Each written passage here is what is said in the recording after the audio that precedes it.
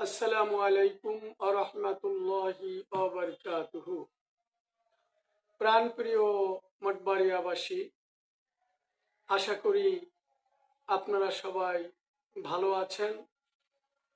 আগামীকালকে 16ই ডিসেম্বর মহান বিজয় দিবস। 1971 সালের এই দিনে এক সাগর রক্তের বিনিময়ে অর্জন করেছিলাম আমরা বিজয়।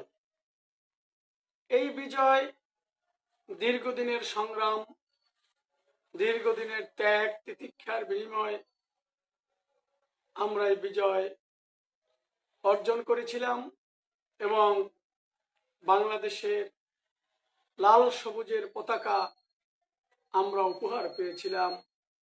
যাদের ত্যাগের বিনিময়, যাদের রক্তের বিনিময়, আমি তাদের জন্য দোয়া করছি এবং 1971 সালে যারা জীবন দিয়েছে, রক্ত দিয়েছে, তাদের আত্মার মাগফিরাত করছি।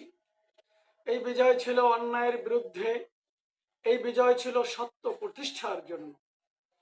আজকের আমাদের এই সবুজ ভূখণ্ড বাংলাদেশকে নিয়ে গভীর ষড়যন্ত্র চলছে।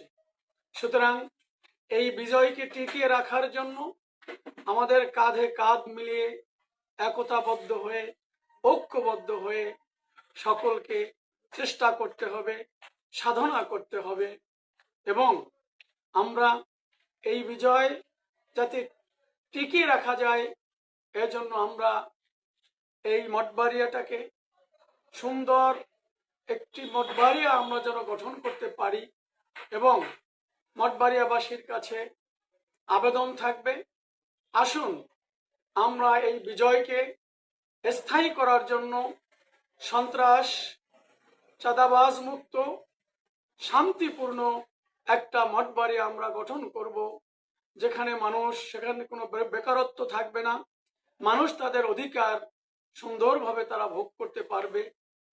এবং আবারও আমি যারা এই বিজয় অর্জনের পিছনে জীবন দিয়েছে, রক্ত দিয়েছে, তাদের শাহাদাত কামনা করে সবাইকে আন্তরিক ধন্যবাদ জানিয়ে আমি আমার বক্তব্য শেষ করছি।